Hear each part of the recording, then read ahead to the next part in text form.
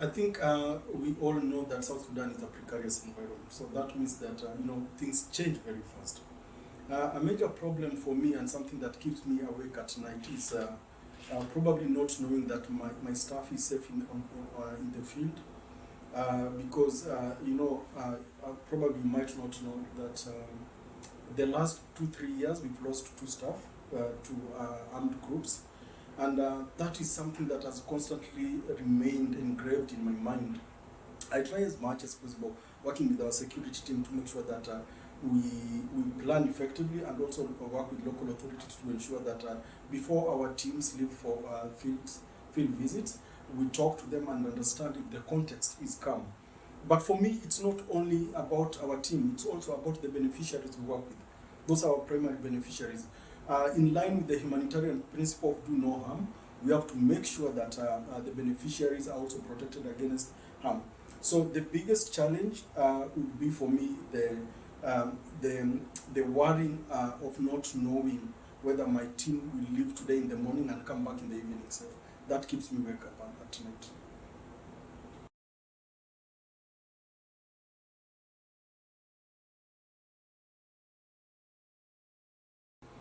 We are a member of different forums. We are a member of the NGO forum, we are a member of the ACT Alliance, and we also a member of the Caritas. We also have our own staff working on ground.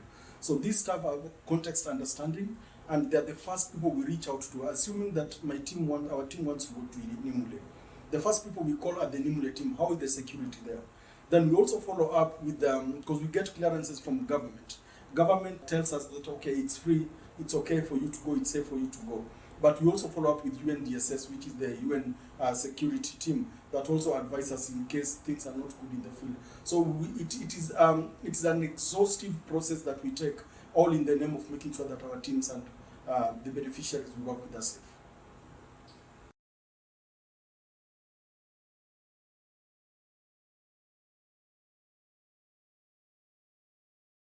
For me, diversity and inclusion basically means embracing our uniqueness and also bringing everyone along as we try to achieve whatever we are doing.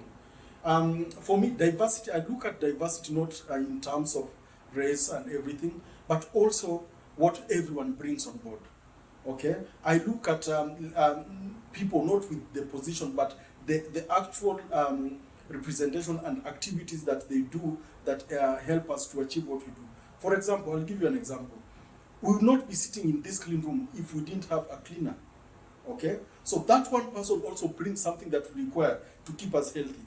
You've noticed that every morning before I sit down in the office, I make it a point to go around and check on everybody. Sometimes some people might think that I'm going to check who is not there, who is there.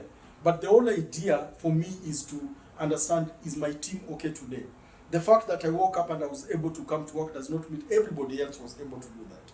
So I try as much as possible. But in all that, it's also a part of inclusion, making everybody feel that they are part of this team. If I would just be waking up and going to greet senior management team members, then it would be making other people feel like they don't belong or they are not valued. So as a leader, I have a responsibility of ensuring that we appreciate everyone who contributes to everything that we do. Okay, I believe that we can benefit more from our diversity. Our diversity is our strength in this organization.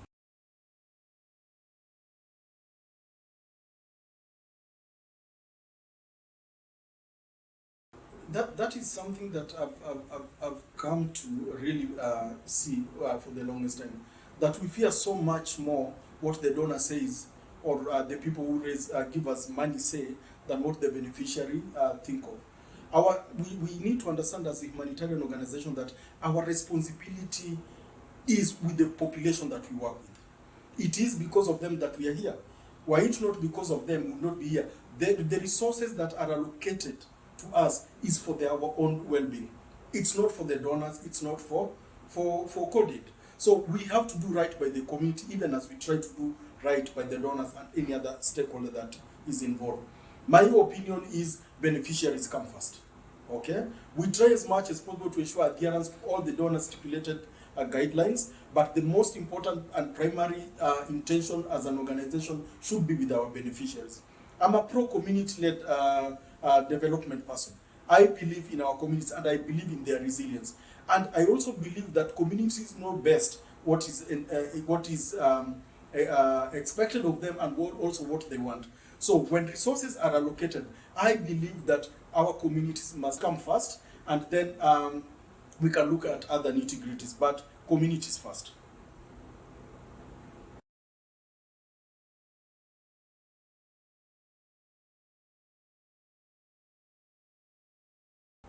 Partnerships are essential. We can't do this alone. As an organization and humanitarian actors, something that has worried me for the longest time is that sometimes humanitarian actors look at each other as competitors as opposed to partners. And I think this is basically coming about because of the limited resources. So every organization is trying to fight and make sure that they have resources. But I don't think it should be that way. Because the moment we start competing against each other, we lose the focus on why we are humanitarian organizations. So I believe that a healthy partnership is where we can work together collaboratively to achieve the objectives that are meant to improve the livelihoods and lives of people of South Sudan. Cordaid is a key member of the Charter for Change, which is a group that advocates for localization. And localization has gained traction in the recent past, and for good reasons. I want to believe that we need to ensure the continuity of services beyond the existence of Cordaid in South Sudan. I believe that one time a situation will come that we'll have to get out. Even the best dancer eventually exits the stage and allow others to come up. But the way people look at localization is different slightly from how I look at it. Most times when you hear people talking about localization, they talk about national organizations. For me, I think it is more than that. For me, a sustainable way of localization is enhancing the capacities of community local structures and also government. We have to notice that beyond NGOs and including national and international, communities and governments will always remain. So we need to invest more in enhancing the capacity of governments and their structures and also the community structures. And also take into consideration that they're the first point of action when a calamity occurs. So we need to strengthen them not only to anticipate, but also to address those challenges when they come.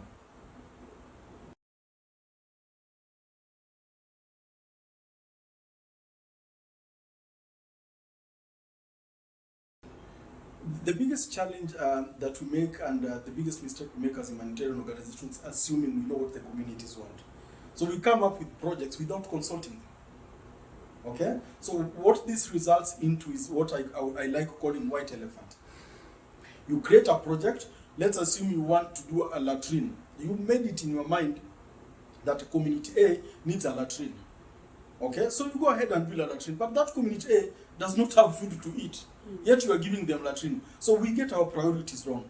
And this in return affects our relationship with communities. We must start engaging communities if we want sustainable outcomes. Communities know their priorities better. I cannot assume I know what they need, yet they are there. Why can't I just ask them? So the key thing is part of building relationship, engage community, implement community-centered projects. That is what I would say about that.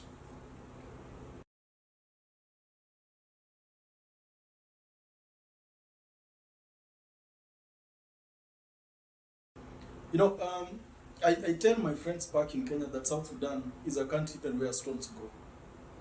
Okay? This country is so fertile. Okay? It was the first time I saw watermelon is when I came to South Sudan. You know, some of these things that, you know, okra, in Kenya I knew okra to be eaten by Indians. I came here and found okra.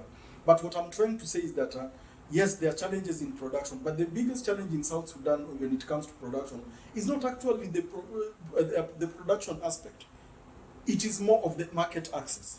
I was in Yambio a few months ago, and we visited a farmer who had produced so much maize, and in the anticipation of selling it, but it was rotting.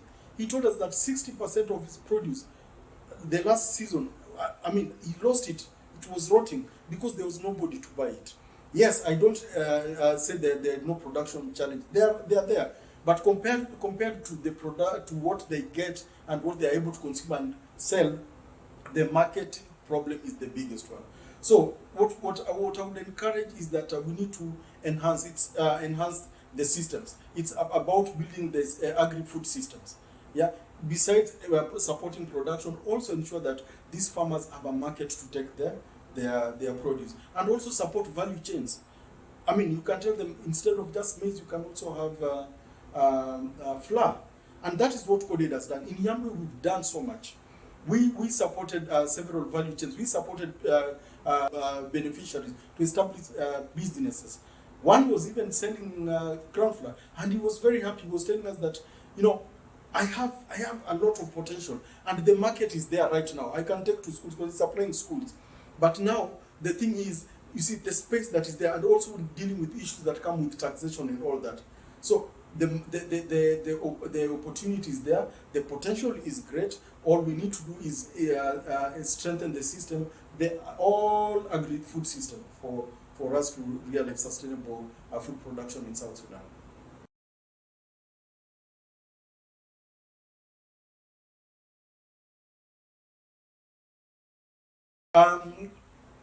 Cordaid South Sudan, I'm looking at a time when we exit, we become a pace setter. I want us to be a pace setter.